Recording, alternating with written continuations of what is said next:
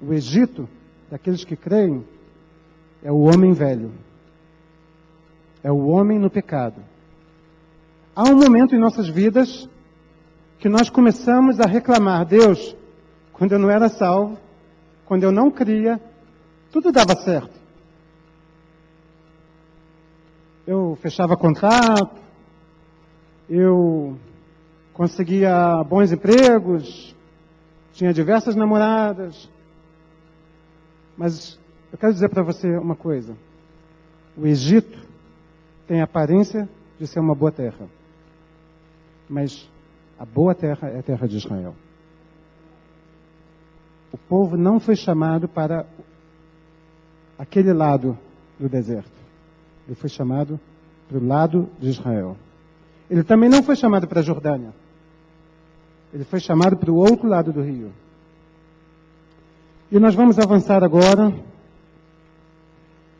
Veja bem, esse ritual da Pará do Mar é um dos mandamentos que estão inclusos nos mandamentos sacerdotal, entre os 613 mandamentos. Mas este é o único sacrifício que é encontrado tanto no Talmud quanto na Torá, de forma clara. A Pará do Mar, na realidade, é uma simbologia do nosso Senhor Jesus Cristo. E nós vamos começar a compreender agora algumas coisas. Este é o único sacrifício em que Deus exige uma cor específica para um animal. Ele diz que tem que ser toda vermelha. Não pode ter uma mancha. É o único sacrifício que diz que não pode ter tido jugo sobre ele, que não possa ter trabalhado. A intenção do Senhor Deus aqui é nos mostrar que a pessoa, a figura de Jesus e a figura dessa vaca precisa ser uma figura completamente pura, despida de todo pecado, de toda iniquidade. Agora vamos pensar, refletir sobre o sacrifício. É um sacrifício terrível, irmãos.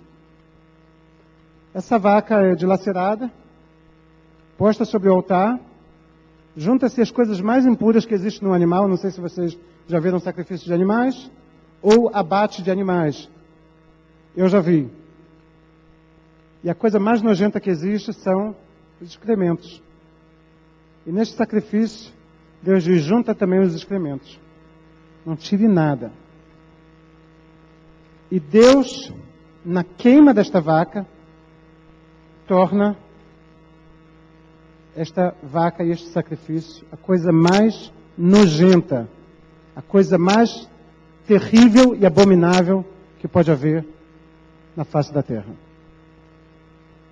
O nosso Senhor se tornou por nós abominação. Ele não tinha mancha.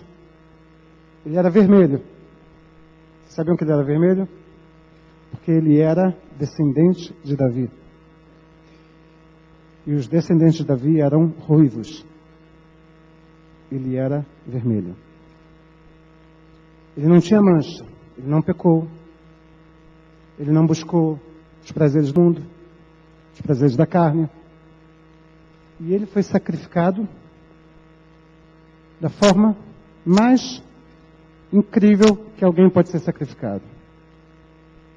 Ele não teve direito a julgamento, não teve direito a um advogado.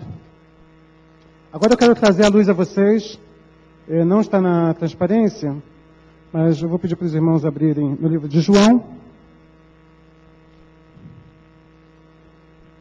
E vocês vão ver agora o sacerdote botando a mão simbolicamente na cabeça de Jesus e orando para que esse sacrifício seja aceito. Livro de João, capítulo 11, versículo 49. Era necessário que isso ocorresse pela mão do sumo sacerdote. No caso, no Velho Testamento é de Eleazar. Aqui nesta passagem nós temos uma pessoa muito querida, entre aspas, pelos crentes, que é Caifás. Caifás, entre os dois sacerdotes, era o mais novo, era genro de Ananias, e ele iria substituir Ananias no Santo dos Santos e na ordenança de todos os sacrifícios. Irmãos, quando ele vê a figura de Jesus e todos os fariseus, os Prushim, conversando sobre Jesus, que ele vai levar o povo atrás dele como se fosse uma torrente, e Jesus fez isso. Olha o que ele profetiza, irmãos.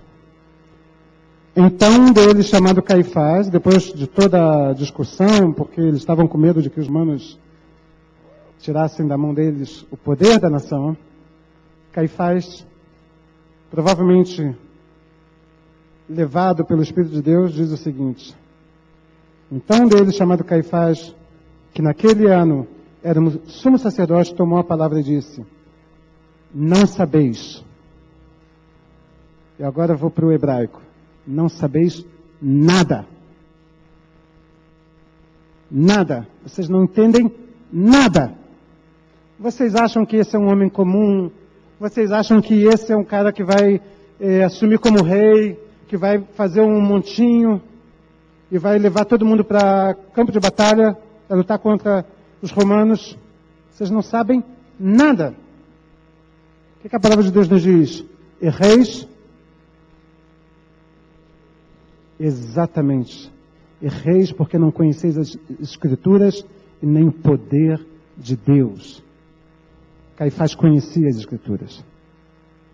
Caifás, com todo o pecado dele, tinha profundo conhecimento das Escrituras. Então ele diz, ele completa e fala: não percebeis que vos é melhor que morra um homem pelo povo? Não percebeis que basta uma vaca vermelha ser sacrificada e ela pode purificar todo o povo?